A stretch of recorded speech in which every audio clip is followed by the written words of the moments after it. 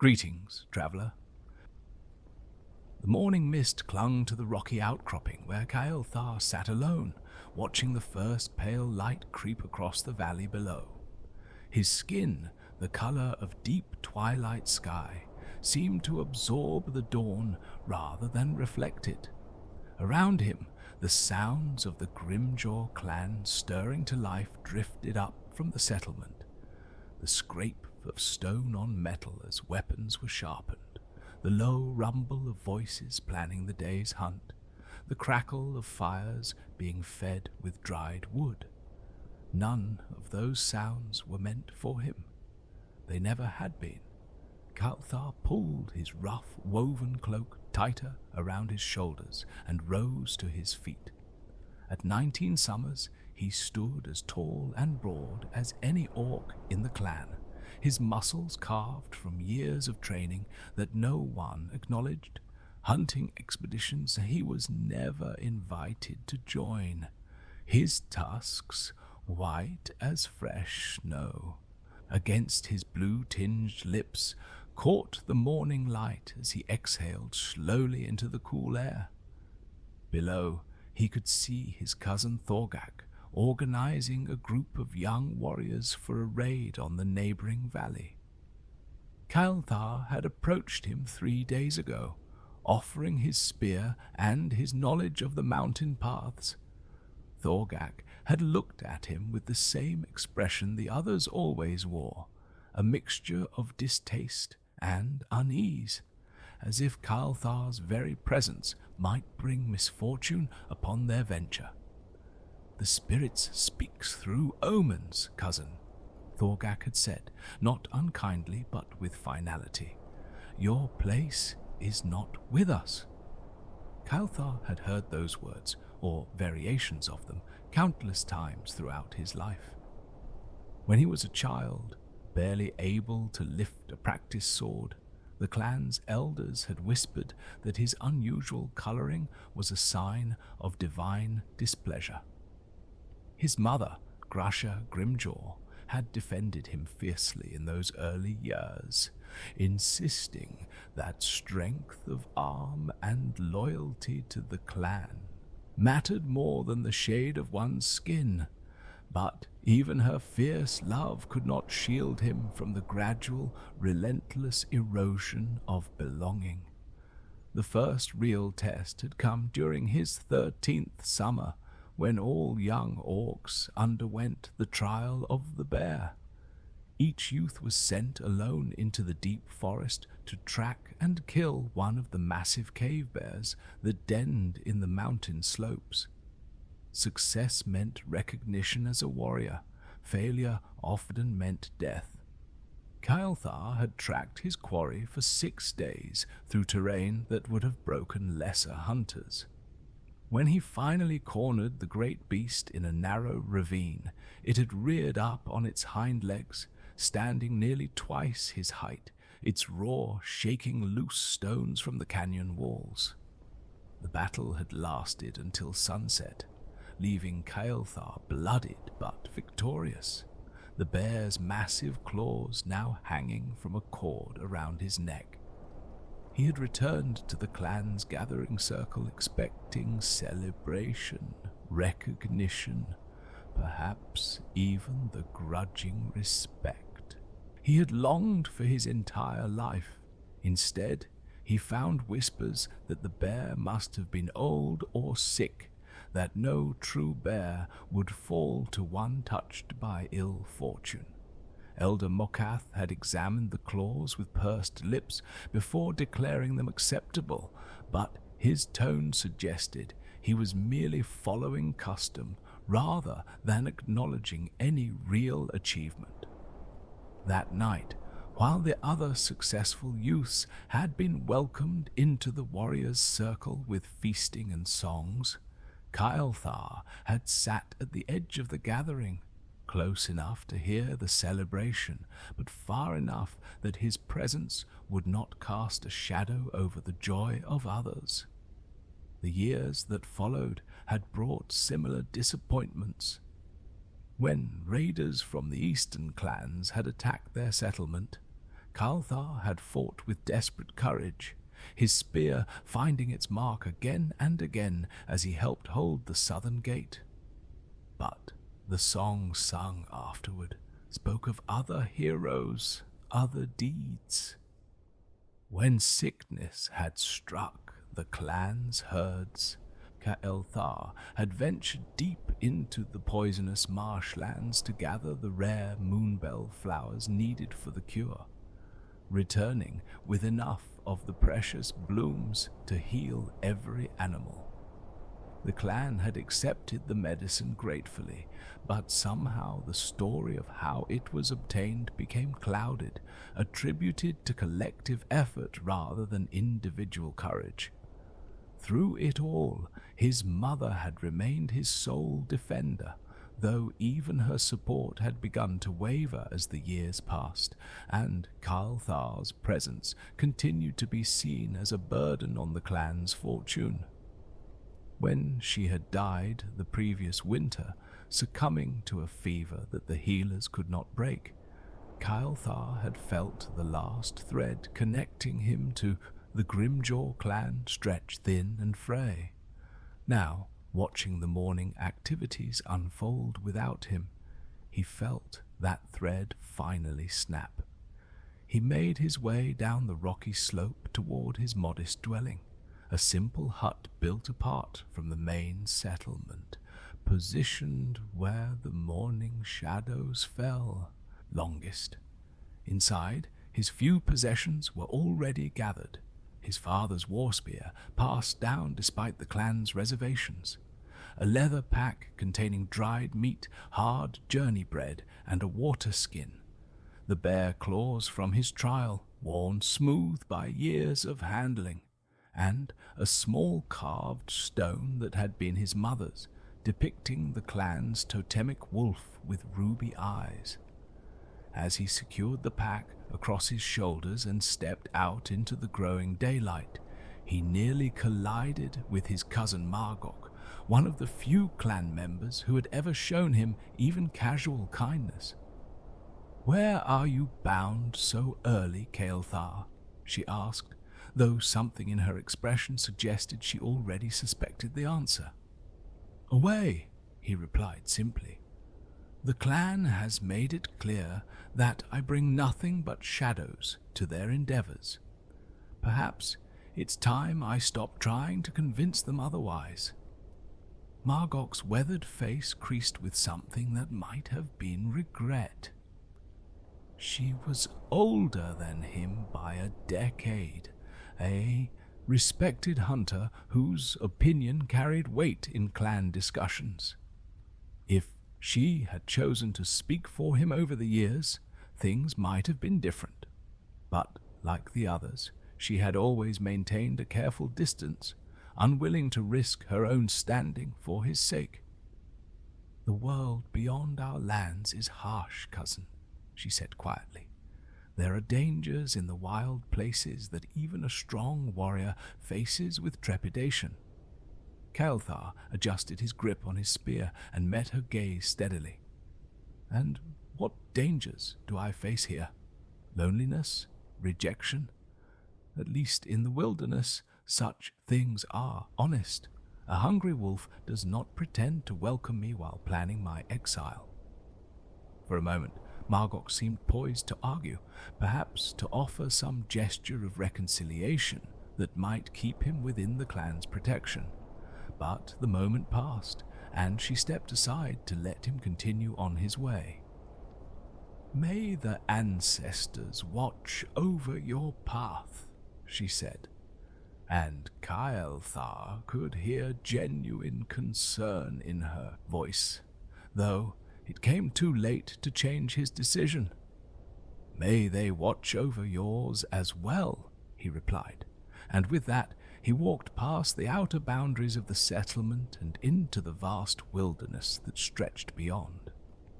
The first few days of solitary travel proved both liberating and lonely. For the first time in his life, Kael'thar moved through the world without feeling the weight of disapproving gazes, without measuring his every action against the impossible standard of acceptance he had never been able to reach. His senses, sharpened by years of hunting alone while others hunted in groups, guided him safely through terrain that grew increasingly wild and untamed. He followed animal paths through dense forests where the canopy blocked out all but the thinnest streams of sunlight. He navigated across rushing streams swollen with spring melt, using fallen logs and carefully placed stones to keep his supplies dry. At night, he built small, efficient fires and ate his simple as meals while listening to the calls of nightbirds and the distant howls of wolves. On the fourth evening, while making camp in a sheltered grove beside a clear mountain stream, Kael'thar heard sounds that made him freeze, with his hand halfway to his water skin.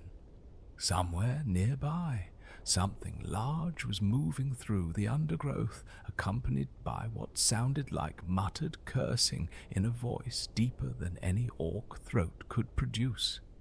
He took up his spear and moved carefully toward the sound, his blue-tinged skin helping him blend with the evening shadows.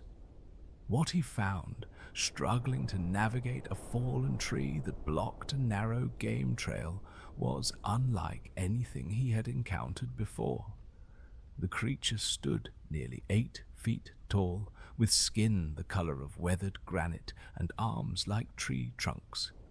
A troll, Kael'thar realized, though unlike the massive, fearsome specimens described in clan stories. This troll moved with obvious difficulty, leaning heavily on a crude crutch carved from what appeared to be an entire young pine. Where his right leg should have been, there was only empty space. The leather ties of his hide breeches carefully knotted where the missing limb would have attached. The troll's face was creased with concentration and frustration as he attempted to maneuver his bulk over the obstacle that any two-legged creature could have navigated with ease.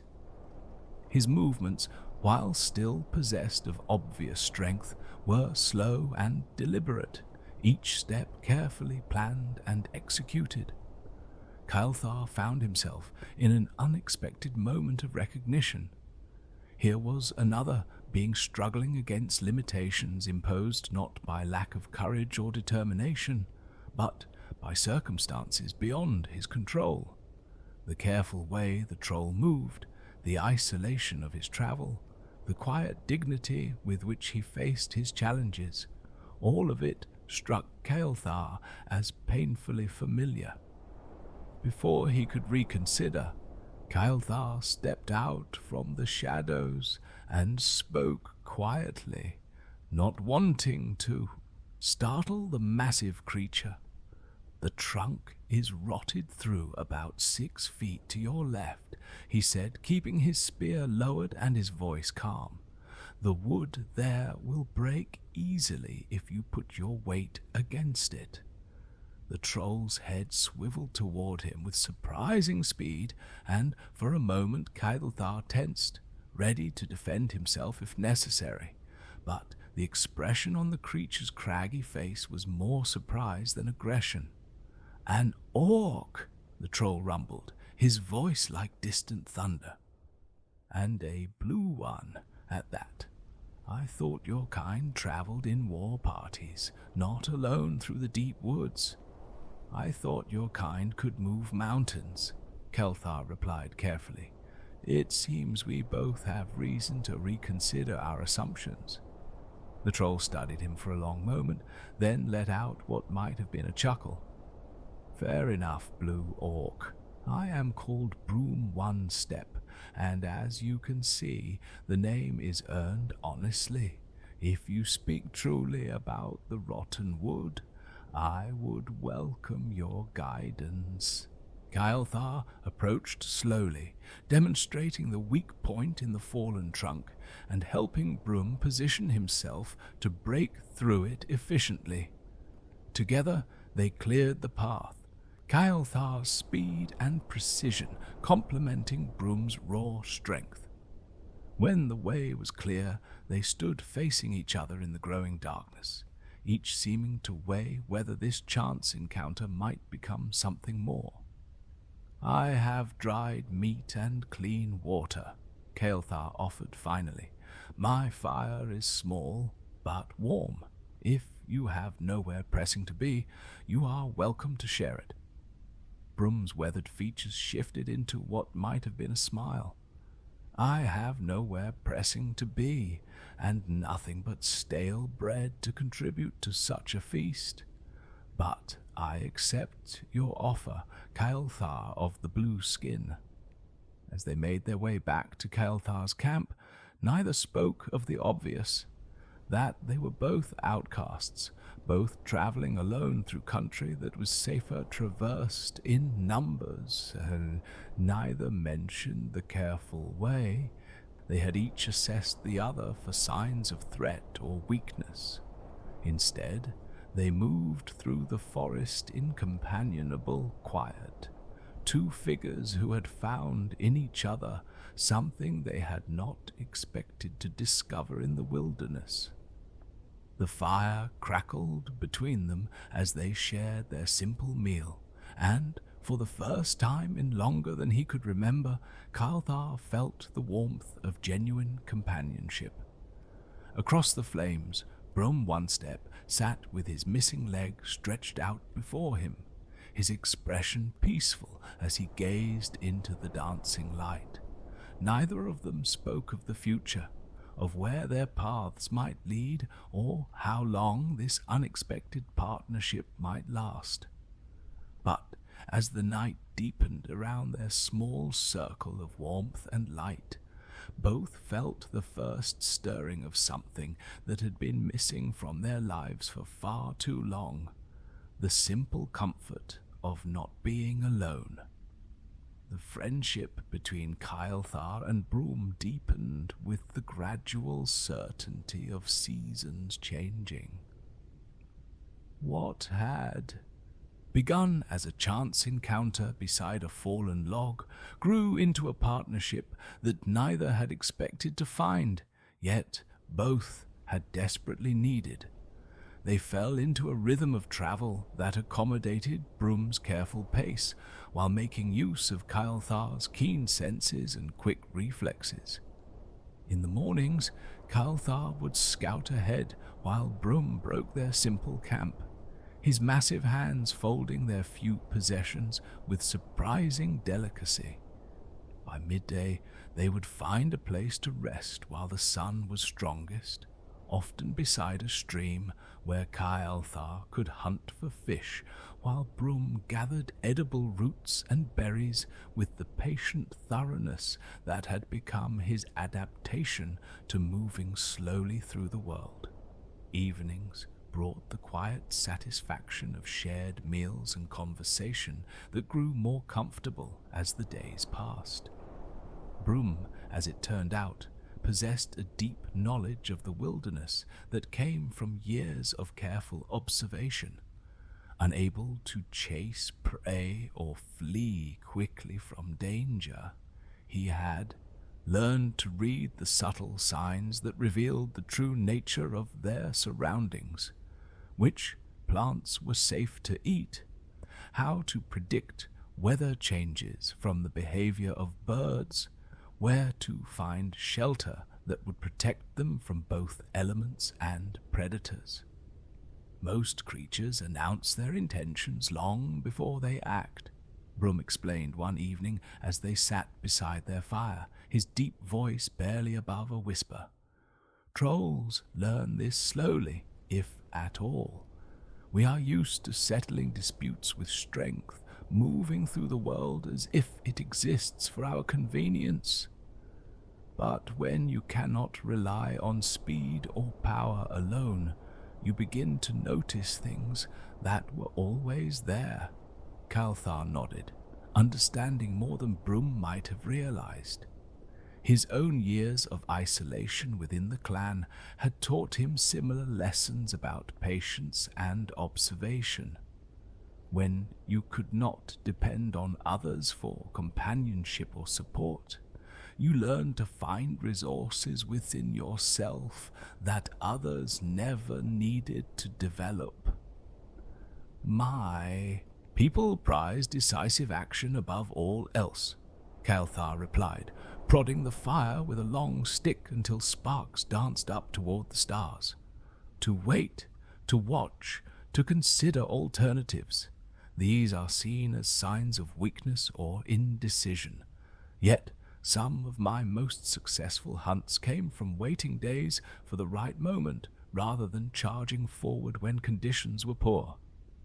And did your clan recognize this wisdom? Brum asked, though his tone suggested he suspected the answer. Kael'thar's laugh held no humor. They recognized the meat I brought back. The methods by which I obtained it were less important to them. As the weeks passed, they traveled deeper into the wild country beyond the borders of any settled lands.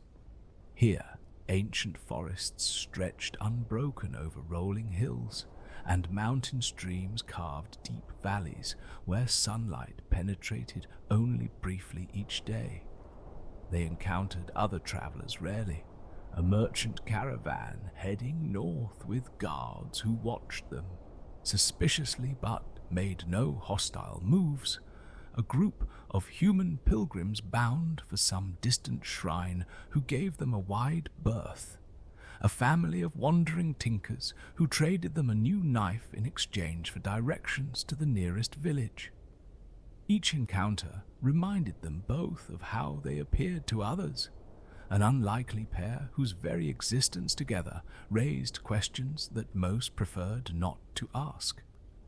But in their growing friendship, both found something more valuable than the acceptance of strangers, the recognition of someone who understood the particular challenges of living apart from one's own kind. Brum spoke little of his life before their meeting, but gradually Kael'thar learned pieces of his story. The troll had been born into the Ironback tribe, a powerful clan that controlled a series of mountain passes far to the north. From childhood, he had been marked for greatness, the son of a war chief, possessed of unusual intelligence even by troll standards, destined to lead raids and command respect through the traditional combination of strength and cunning. The accident that took his leg had occurred during his 17th year, when a badly planned assault on a fortified human settlement had ended in disaster. Trapped beneath a collapsed wall with his leg crushed beyond any hope of healing, Brum had survived only because his companions had been forced to choose between saving him and pursuing their retreating enemies. They had chosen him, but the cost of that choice had become apparent in the years that followed. A troll who cannot charge into battle becomes a burden rather than an asset, Brum explained during one of their long conversations. My father tried to find other roles for me, advisor, strategist, keeper of tribal lore, but the others could not accept that someone who appeared weak might still contribute to the tribe's strength. Eventually, my continued presence became a source of shame rather than pride, a daily reminder that even the mightiest could be brought low by misfortune. Kael'thar understood the weight of such expectations, the grinding exhaustion that came from constantly trying to prove yourself worthy of a place that others believed you could never truly earn. But he also recognized something in Brum's story that gave him hope. Despite everything, his friend had retained his essential dignity, his capacity for kindness, his willingness to help a stranger on a dark forest path. Their own partnership had become proof that strength could take many forms. Brum's physical power, even diminished by his missing leg, remained formidable. When they encountered a cave bear blocking their path through a narrow canyon, it was Brum who faced the creature down, using his massive reach and unwavering courage to convince the bear that easier prey could be found elsewhere. But it was Kael'thar's speed and agility that allowed him to scale the canyon walls and roll stones down to create an alternative route when negotiation failed. When they needed to cross a river swollen by spring floods, Kael'thar's ability to leap from rock to rock allowed him to secure a rope on the far side, while Brum's strength and weight provided the anchor point that made the crossing possible. Neither could have managed alone what they accomplished together. The days grew shorter as summer faded toward autumn, and their travels took them into more rugged country where the paths were less certain and the weather more unpredictable. They had been following a deer trail along a ridgeline when Kael'thar's sharp eyes caught sight of something that made him call for an immediate halt. Below them, spread across a valley that stretched beyond the horizon, was an army unlike anything either of them had ever seen. Thousands of figures moved in precise formations, their armor glinting like scales in the afternoon sunlight. Even at such a distance, the discipline and organization were unmistakable. This was not a raiding party or a migration, but a military force prepared for serious war. Brum lowered himself carefully to the ground and squinted at the distant army. "Night elves," he rumbled after a long moment of observation. "See how they move in those flowing patterns like water finding its course, and the banners, silver on deep blue with moon symbols. This is a major expedition, not some border skirmish." Kael'thar felt his stomach tighten as he studied the army's direction of march. The valley they occupied was aligned with the passes that led toward Orc territory, toward the lands where the Grimjaw clan made their home. While he had left his people behind, the thought of them facing such overwhelming force without warning filled him with unexpected dread. "They're heading toward Orc lands," he said quietly. "My people are fierce warriors, but they fight in small groups, raiding parties and hunting bands. Against something like this, they would be slaughtered," Brum finished bluntly. "Night elves do not march in such numbers for conquest alone. This has the look of extermination." They watched in silence as the army continued its steady progress, and Kael'thar found himself wrestling with emotions he had thought buried. Despite everything, the rejection, the loneliness, the years of trying and failing to earn acceptance, these were still his people. His mother was buried in the clan's sacred ground.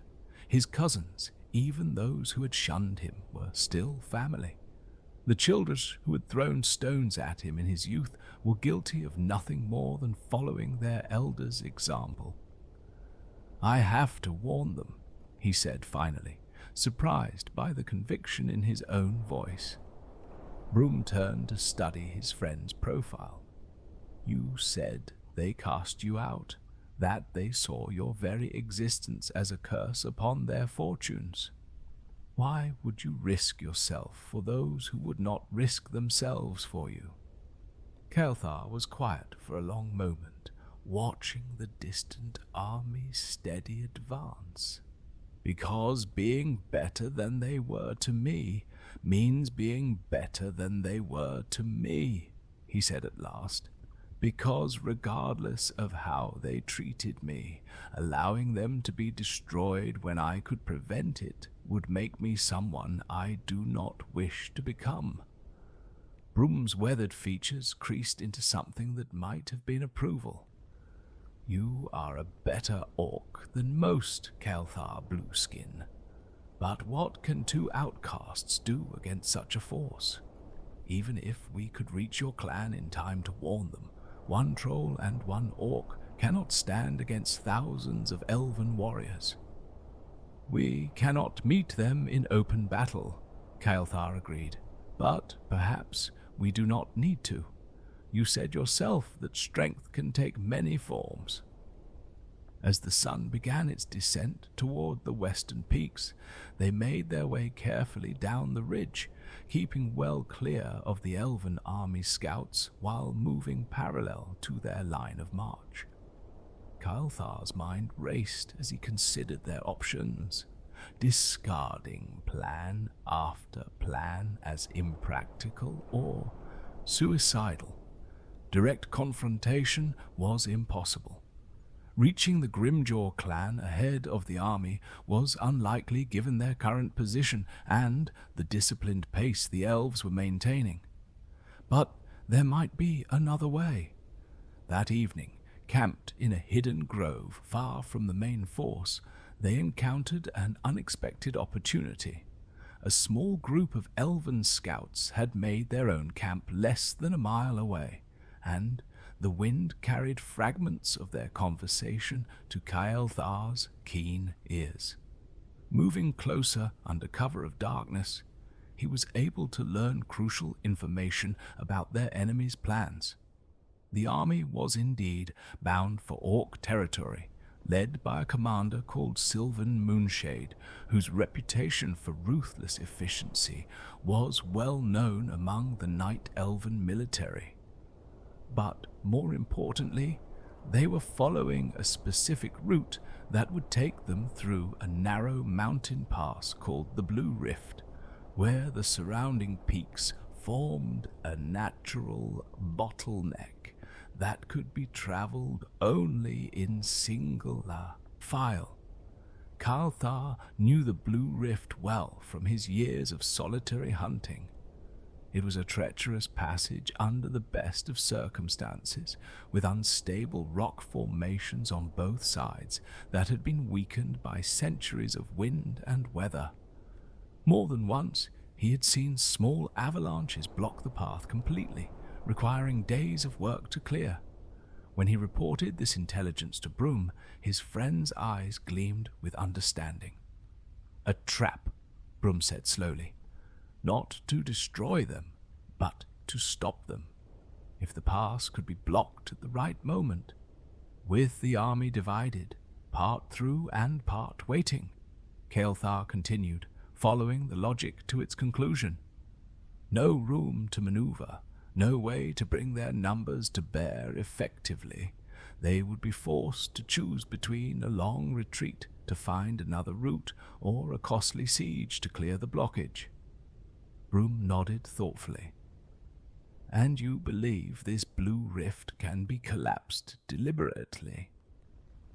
"There is a formation near the narrowest point that has been ready to fall for years," Kael'thar replied. "I have seen it shift during storms, dropping small stones and debris, with enough force applied at the right angle." "Force," Brum repeated with satisfaction, "is something I can provide." They spent the next 2 days moving ahead of the elven army, using Kael'thar's knowledge of the mountain paths to reach the Blue Rift before their enemies. The pass was as narrow and forbidding as Kael'thar remembered. A winding corridor between stone walls that rose hundreds of feet on either side, barely wide enough for 3 horses to walk abreast. At its narrowest point, the unstable rock formation loomed overhead like a frozen avalanche, held in place by nothing more than habit and the absence of sufficient disturbance. Together, they studied the formation from every angle, planning their strategy with the care of hunters preparing for the most important quarry of their lives. Brum tested the stability of various points, with careful pressure, identifying the precise spot where his strength could be most effectively applied. Kael'thar calculated timing and positioning, determining how to ensure that the elven force would be properly divided when the trap was sprung. "When it falls, it will fall fast," Brum warned as they made their final preparations. "You will need to be clear of the area before I begin the collapse, and I will need to move quickly once the stones start shifting." Kael'thar nodded, understanding the risks they were both accepting. If their timing was wrong, if the elves moved faster or slower than expected, if the rock formation proved more or less stable than they hoped, the consequences could be fatal for both of them. But the alternative, allowing the army to reach Orc territory unchallenged, was worse than any personal risk. As the sun reached its zenith on the third day, they heard the sound they had been waiting for, the steady tramp of thousands of feet echoing through the stone corridor as Sylvan Moonshade's army entered the Blue Rift. From their concealed position on a ledge high above the pass, they could see the dark tide of warriors flowing through the narrow space like water through a funnel.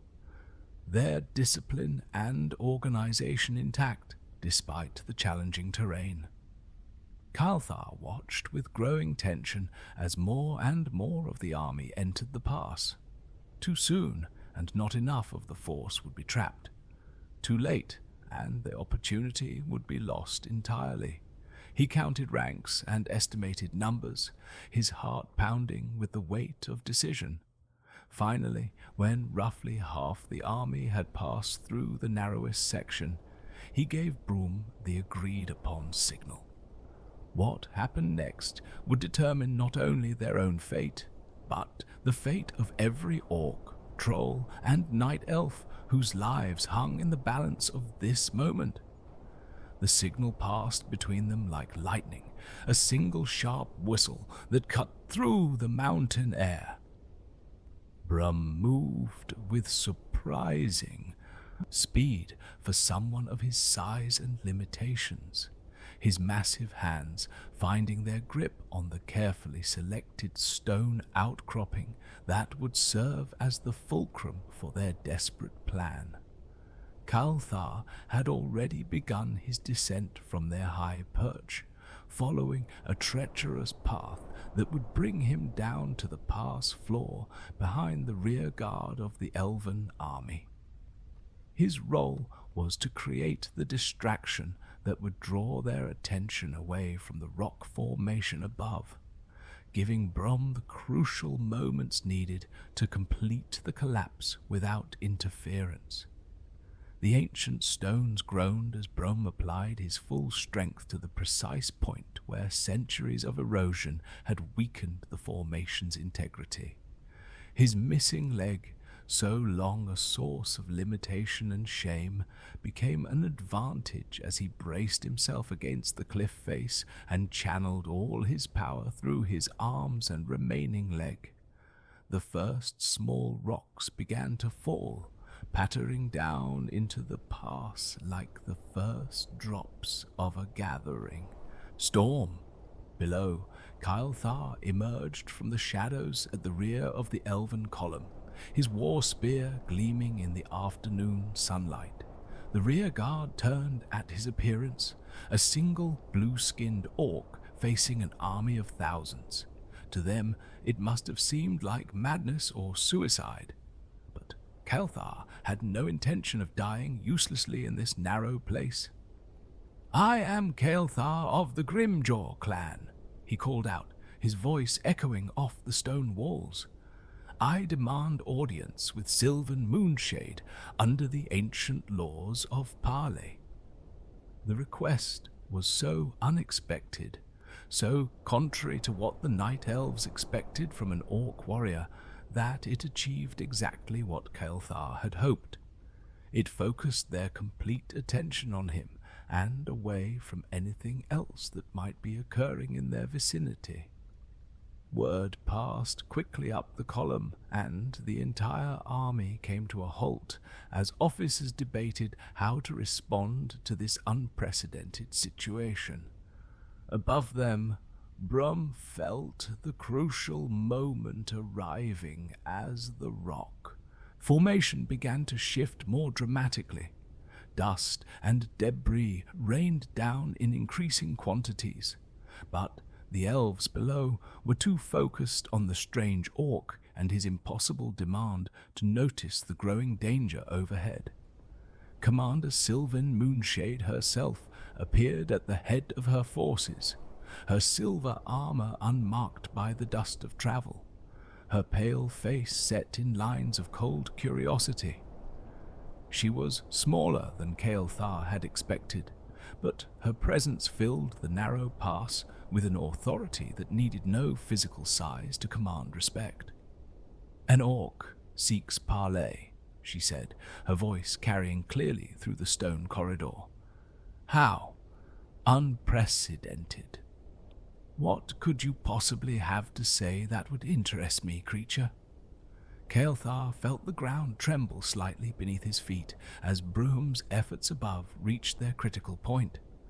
Every moment now was borrowed time, but he needed to hold their attention just a little longer. "I would speak of unnecessary death," he replied, keeping his voice steady despite the tension coiling in his muscles. "Of armies that march toward battles that need not be fought, and of wisdom that might prevent the spilling of blood on both sides." Sylvain's laugh was like winter wind through bare branches. "You speak of wisdom, you who stand alone against thousands. What wisdom could an orc possess that would interest the commander of the Moon Guard?" "The wisdom of one who knows these mountains," Kael'thar said, and at that moment the first major stone broke free from the formation above and crashed down into the pass between him and the elven forces.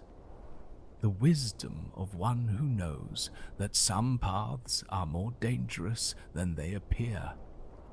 The commander's eyes widened as she looked up to see the massive rock formation beginning its final, catastrophic collapse. "Ambush!" she cried, drawing her silver blade. "Take cover!" But there was nowhere to take cover in the narrow confines of the Blue Rift. The ancient stone formation, undermined by centuries of weather and finally pushed beyond its breaking point by Brum's tremendous strength, came down like the judgment of mountains themselves. Tons of rock thundered into the pass, raising a cloud of dust that blotted out the sun and filled the air with the sound of grinding stone. Kael'thar threw himself against the rear wall of the pass as the avalanche roared past him, sealing the corridor completely and cutting the elven army in two. When the dust finally settled and silence returned to the mountains, he found himself alone on the rear side of the rockfall, while Sylvan Moonshade and roughly half her forces were trapped on the far side with no way forward and no easy route back. The collapse had been even more complete than they had dared hope. The pile of debris stretched from wall to wall and rose nearly to the height of the surrounding cliffs, creating a barrier that would take weeks to clear even with a full engineering court. And, more importantly, it had achieved its goal without causing mass casualties. The elves had been divided and trapped, but not buried. Brum's voice echoed down from somewhere high above, carried on the mountain wind. "Well done, my friend. The pass is sealed." But their work was not finished. Kael'thar knew that Sylvan Moonshade was too experienced a commander to simply accept defeat.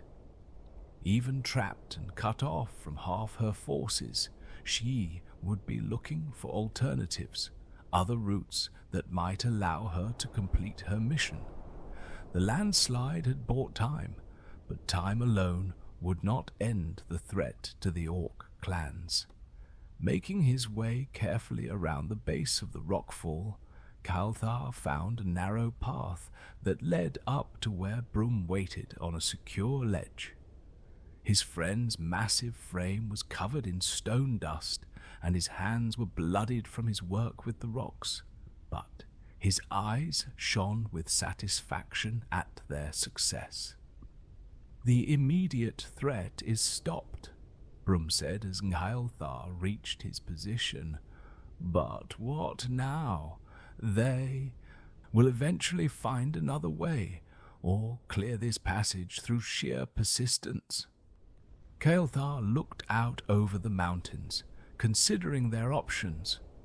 To the north, other passes led through the peaks, but they were longer and more difficult, requiring the elven army to travel through territory controlled by various mountain clans who would not welcome such a large military force. To the south, the passes were fewer and more easily defended, but they would add weeks to any march toward Orclands. "Now we make them an offer they cannot refuse," Kael'thar said finally. "We give them a way to withdraw with honor, rather than forcing them to choose between costly alternatives." Under a flag of truce, improvised from Kael'thar's cloak and a long branch, they approached the trapped portion of the elven army. Sylvan Moonshade met them in the center of the sealed pass, her expression unreadable as she studied the unlikely pair who had managed to outmaneuver her entire force. "You have me at a disadvantage," she admitted without preamble. "A tactical victory achieved through cleverness rather than strength. I confess I did not expect such sophistication from Orc strategy." "We are not here to gloat over victory," Kael'thar replied carefully. "We are here to offer you a path that serves everyone's interests better than continued conflict." The commander's eyebrows rose slightly. "You presume to negotiate with me? What could you possibly offer that would compensate for the failure of my mission?" Brum spoke for the first time, his deep voice rumbling through the confined space. "We offer you a story that serves your people's needs better than the one you came here to write with blood." Over the next hour, in the shadow of the rockfall that had changed everything, they outlined their proposal. The Night Elves could withdraw from Orc territory, claiming that their show of force had achieved its goals without the need for actual battle. The Orc clans, warned of the threat by the very outcasts they had rejected, would understand that their survival depended on avoiding future conflicts with such overwhelming enemies. Most importantly, the mountain passes would remain open for trade and diplomacy, rather than becoming battlefields soaked in blood from both sides. "And what guarantee do I have," Sylvain asked, "that the Orc clans will honor such an arrangement? That they will not simply see our withdrawal as weakness and resume their raiding activities?"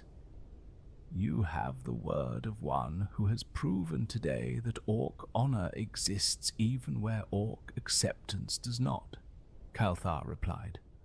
"I will carry your message to my people personally and ensure they understand the consequences of breaking faith with such terms." The commander studied him for a long moment, and Kael'thar had the sense that she was seeing him clearly for the first time. not as a generic enemy or a tactical obstacle, but as an individual whose choices had brought them to this moment. You would return to people who cast you out, she said. You would speak for those who would not speak for you. I would preserve lives that do not deserve to be lost over conflicts that wisdom could prevent, Kael'thar corrected. What they did to me, what they failed to do for me, these things are less important than what I can do for them now. 3 days later, the Blue Rift echoed with organized activity as the Night Elven Engineering Corps worked to clear a passage large enough for their forces to withdraw through. True to her word, Sylvan Moonshade had accepted their proposal, sending messages both to her own superiors and to the various Orc clan leaders, explaining the new understanding that had been reached. Kael'thar and Brum watched from their high perch as the elven army prepared for its departure, their formations as precise in withdrawal as they had been in advance. Soon the pass would be empty again except for the scattered stones that marked where everything had changed. "So we return to your people," Brum said quietly. "Both of us this time. Are you certain they will welcome a troll, even one who helped save them from destruction?" Kael'thar smiled, feeling a lightness in his chest that he had not experienced since childhood. "My friend, they must welcome you. The story of how 2 outcasts saved the Grimjaw clan will be told around fires for generations. Songs will be sung of Brum One-Step, whose strength moved mountains. Children will grow up knowing that true courage comes not from the absence of limitation, but from the refusal to be limited by circumstance." The journey back to Orc territory took nearly a week, but when they finally emerged from the mountain paths onto the familiar rolling hills where Kael'thar had spent his youth, they found a very different reception waiting than either had expected. Word of their deed had preceded them, carried by swift messengers and growing with each telling. The entire Grimjaw clan had gathered in the great circle at the heart of their settlement, along with representatives from a dozen other clans who had come to see for themselves the unlikely heroes who had turned aside an army through wit and courage. Elder Mokath, the same leader who had grudgingly accepted Kael'thar's bear claws years before, stepped forward as they approached the gathering. His weathered face bore an expression of wonder and respect that transformed his features completely. "Kael'thar Blue Skin," he said, his voice carrying to every corner of the silent crowd. "We have wronged you greatly. We saw your difference as weakness when it was the source of the very strength that has saved us all. Will you forgive a foolish old orc who confused the color of skin with the content of character?" Kael'thar felt tears threatening at the corners of his eyes, not tears of sorrow, but of a joy so complete it threatened to overwhelm him.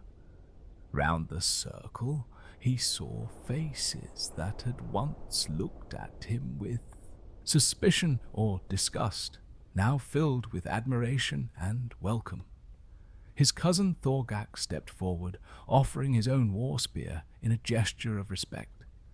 Margok wept openly, her earlier regret now transformed into celebration. But it was Brum who surprised everyone by speaking first, his massive voice gentle in the evening air. "I thank you for your welcome," the troll said simply.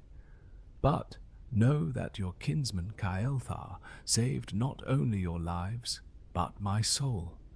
In accepting him, you accept one who taught me that worth is not measured in legs or in the color of one's skin, but in the willingness to stand for what is right, even when standing costs everything.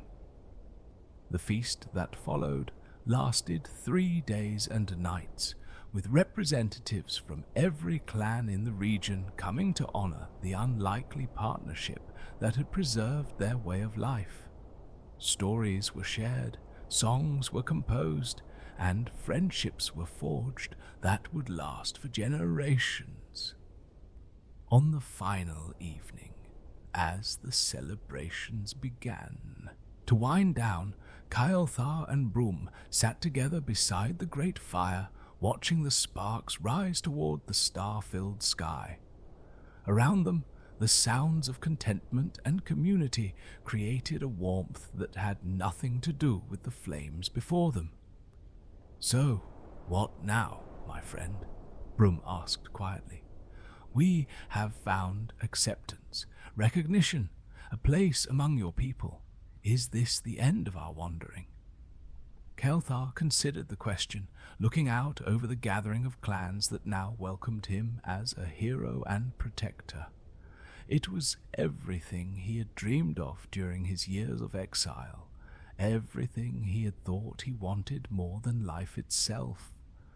But he had learned something important during his time in the wilderness, something that the events at the Blue Rift had only confirmed. True strength came not from the approval of others, but from the knowledge that you could stand alone if necessary and still choose to do what was right. True friendship was not found in the cheers of crowds, but in the ear. Quiet understanding between souls who had seen each other at their lowest and chosen to lift each other up. "I think," he said slowly, "that our wandering has just begun. These people accept us now, but there are other outcasts in other places who still struggle alone. Other conflicts that might be prevented by those who understand that difference can be strength rather than weakness." Brum's weathered features creased into a smile. "You would leave all this, the honor, the recognition, the place you fought so long to earn." "I would share all this," Kael'thar corrected, "with those who need it most. We have learned something valuable, you and I. We have discovered that the world is full of blue rifts, places where a little wisdom and courage can change everything. Why should we keep such knowledge to ourselves?" As the fire burned lower and the celebrations gradually quieted around them, two friends sat in comfortable silence, planning new journeys and new adventures. They had found their place in the world not by conforming to others' expectations, but by refusing to be limited by them.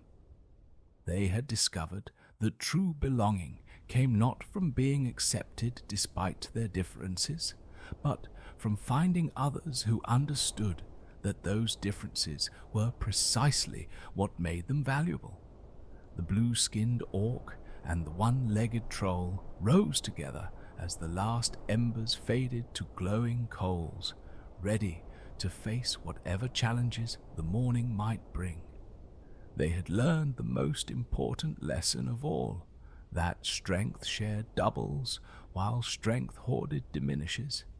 And in a world full of those who needed such strength, their journey together was far from over.